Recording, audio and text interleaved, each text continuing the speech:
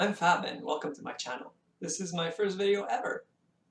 I like to read the classics and I don't always understand everything about them.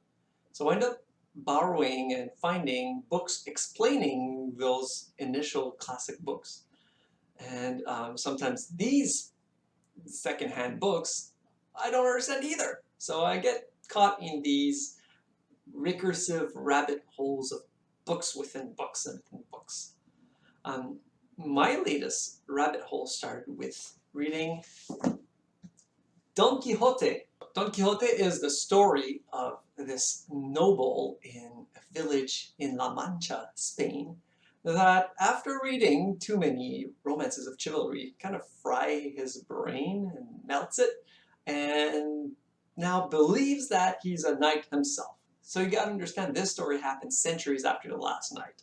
So this guy is quite silly going around on his slim horse pretending to be a hero to right the wrongs. So this man gets completely obsessed about knights and their stories.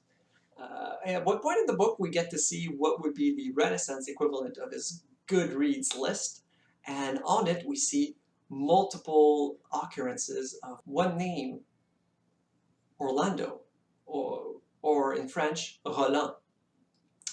I never really heard of that guy, so I look him up, and apparently he is known for being the main character in an older French book called La Chanson de Roland that I got right here.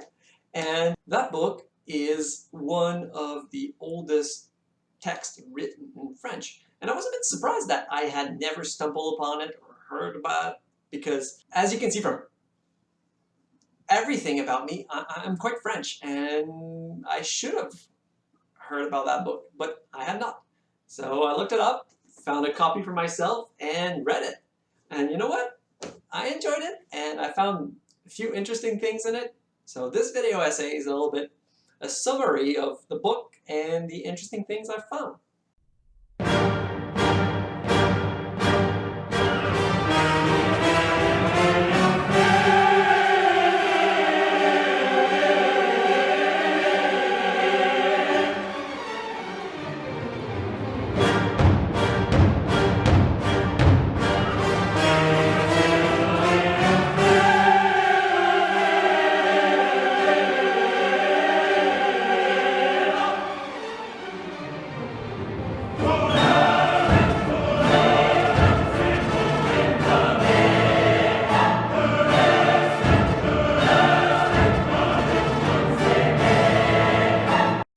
So by jumping in that rabbit hole, I kind of made myself a man obsessed about night for a while.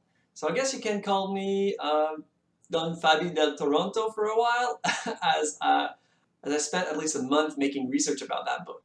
First, a short summary of the book. It tells the tale of a battle that happened in 778 in the mountains somewhere between France and Spain. Now, the book takes a lot of liberties when it comes to history, and I'll start with the fiction of the book. The fiction tells us of Charlemagne, the Emperor of France, who after 7 years of war against the Spanish pagans, finally controlled the entire country. Well, not entirely.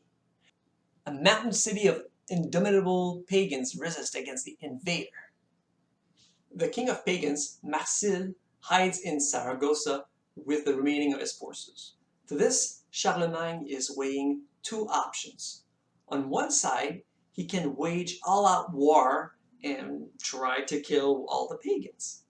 The other option is to offer King Marsil to swear fealty to Charlemagne so the French can finally return to sweet France peacefully. Charlemagne's nephew, Roland, advises to go full-out war. He's a shining example of knighthood, and to him, battle is the way to go. Despite this, Charlemagne opts for diplomacy instead. Charlemagne's retinue argue who should go as an emissary to the pagans. Roland comes forth and he's like, I will go, I will do it. But then people are like, no, you're too important, you're like the coolest knight, don't go, don't go. Many other knights are also eager, but one exception is Roland's stepfather, Ganelon, and he really just wants to go back home. Ganelon is done with Spain. He wants to be back in France. So because of that, or it's not clear why, Roland kind of teases him, and he's like, you know what? I think Ganelon should go. And Charlemagne is like, you know what? That's a good idea. And they decide to send Ganelon, despite him not wanting to go at all, in a dramatic foreshadowing way, as the emperor was giving him his glove, his symbol of power. Ganelon drops the glove to the floor. Knowing his stepson bravado, Ganelon hatches a plan on his way to Saragossa. He knows that, now that Roland is in the rear guard, he will not call reinforcement if he's attacked by an army, and the pagans could easily crush the rear guard. So once he's in Saragossa, Ganelon proposes his plan to the king of pagans, Marsil, and he agrees. Thus, Marsil leads his troops to the pass of Roncesvalles in the Pyrenees Mountains. Roncesvalles.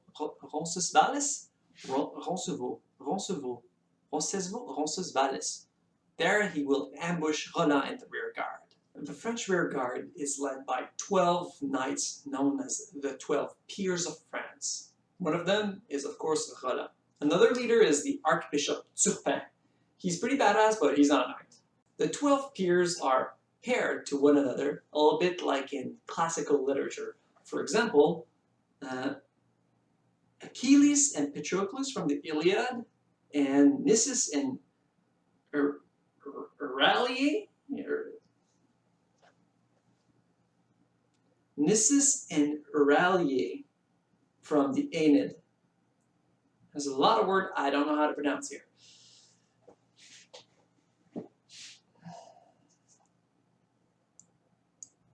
Nisus and Euryalus from the Aeneid. So Roland himself is paired to a knight named Olivier. There's a nice sentence describing their relationship and how they contrast in the book. It goes something like this. Roland est proste et Olivier est sage, which has been wrongly translated, in my opinion, to Roland is valiant and Oliver is wise.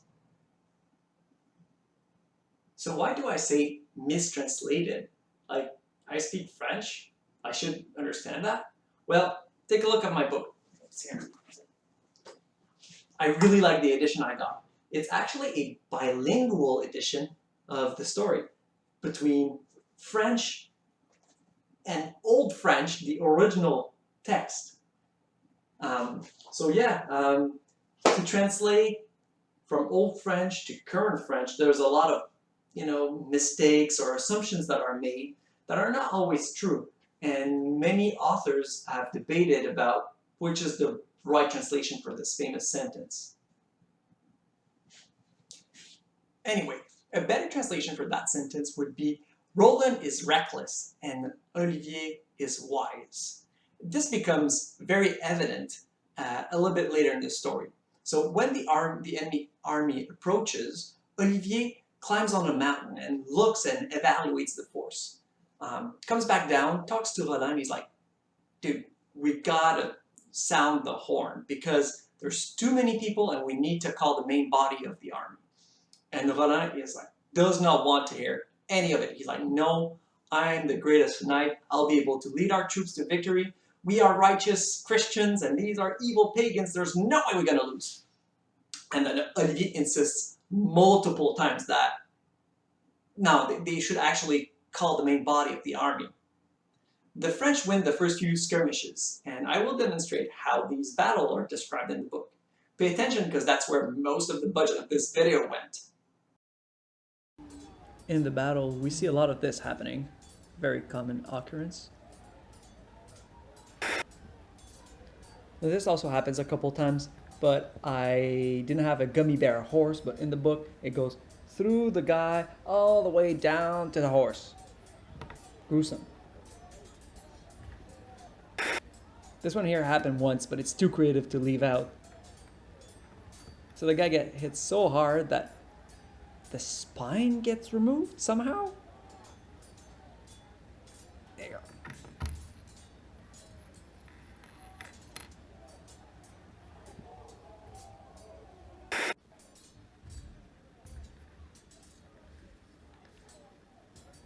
This is also a classic.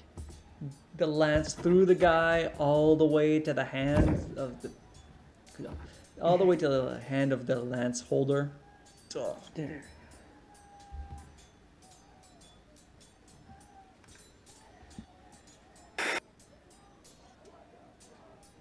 This one was my favorite. Breaks the lance multiple times against different guys. Then he's left with only a little lance stem and impales that through a guy. That's Olivier that does that. So this battle goes on for like 600 lines. That's more than 30 pages in my edition of the book.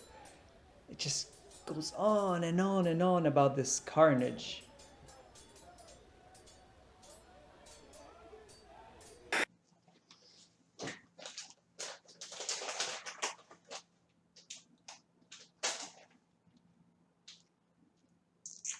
I bought a dollar store brand. Why did I do that? So the French just won the first few engagement. The pagans, in the end, counterattack and kill most of the army.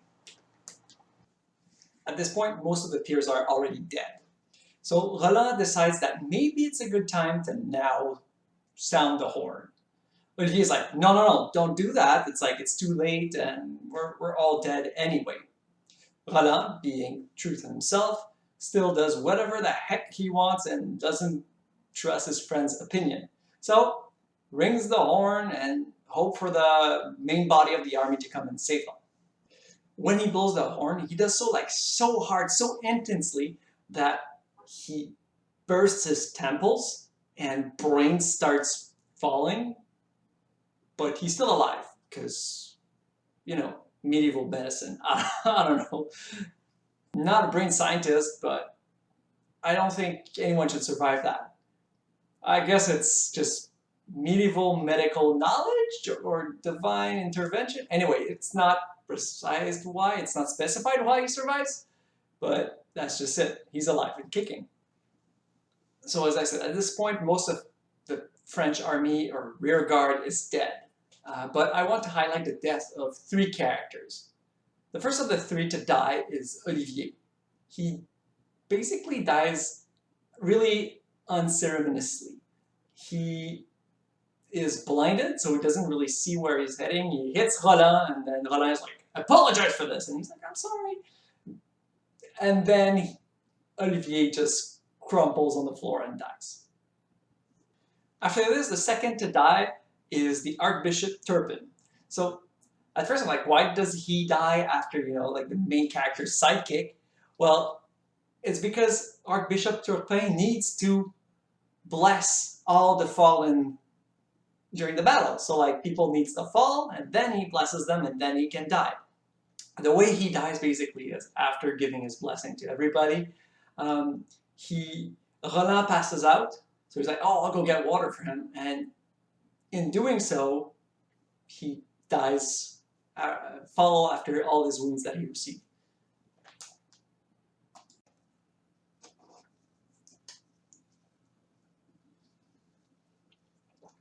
Well, this video is not sponsored by any cheap coffee brand, but hey, if you're all out there, Golden Arches, reach out to me and we can work out a deal. And the last member of them all, of the rear guard, all knights, all soldiers, all peers, is of course Roland. So the way he dies, remember he just blew his temples off by sounding the horn, and he starts like running about knowing that his death is near. Yeah, he's just running. No, he's fine. He didn't get hurt by any pagan arrow or sword or lance, spear, whatever. He's barely untouched other than his burst temple. So he's dying of that wound. As he does so, he's like, okay, I need to face Spain because I am looking towards the enemy. So like he puts himself on the ground, turns his head towards Spain, and then he's like, oh, my precious sword and the horn. People mustn't find them. So like he puts them under his body. And the last thing he does is like he offers his glove towards the heavens. And as he dies, two angels come to pick him up and he goes to heaven. Thus died Roland, warden of the Breton March. And that's just the first half of the book. Yes, it goes on for another 2,000 lines. I think the song should have ended there. That would have been a natural, good point to end. I might discuss in the analysis why I think the song keeps going and what makes it interesting in a way also, but not grandiose.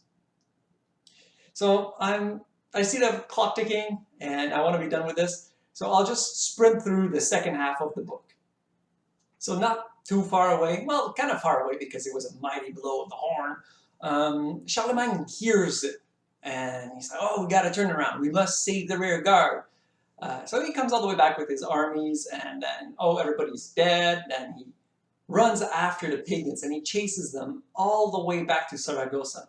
And he's able to do that thanks to a miracle that makes the sun shine and not go down. So maybe it takes a day or two, I don't know, but they are able to pursue the pagans all the way to Saragossa thanks to that. Once they're around the city, the pagans trying to reach it sadly cannot cross the river Ebro and they all drown in it or something. So now Marsilly sits back in Saragossa, no army, his hand was cut by Roland, I think, and he's like, oh, what am I gonna do? So out of completely nowhere, it was not foreshadowed, it's just like, oh, now we need more mooks, I guess. There's this emir that comes from Middle East, not really precise where he's from. He's like super badass, he's got a big army, and now he's gonna fight the main army of Charlemagne with his. So there's more combat, more... Anyway, it goes on for a while. There's a new set of heroes. They face a set of villains. They also fight. And at the middle of the battle, the center of this melee, there's Emperor Charlemagne and this emir, what's his name? Balignant. Balignant? Baligan? Baligan. So the emir Baligan and Emperor Charlemagne duke it out in the middle of this big army battle, and they slash at each other, they break their helms, they break each other's breastplates.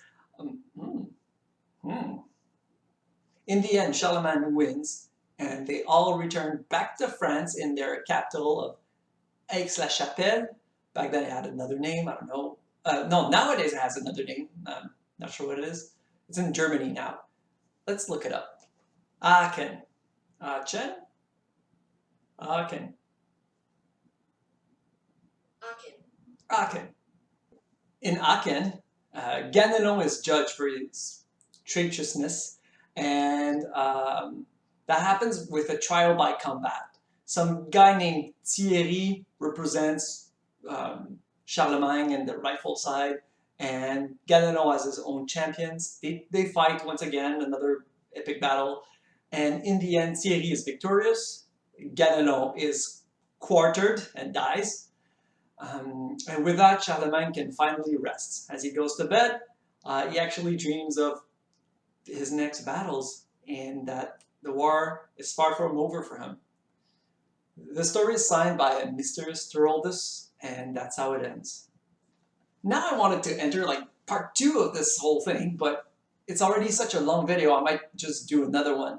Part 2 was to be an analysis and interesting tidbits that I found while reading the book and reading the books about the book. There's some cool stuff. If you enjoyed this or you wonder what's the meaning of this book, you can look out for the next video or watch it. I don't know. Do the things.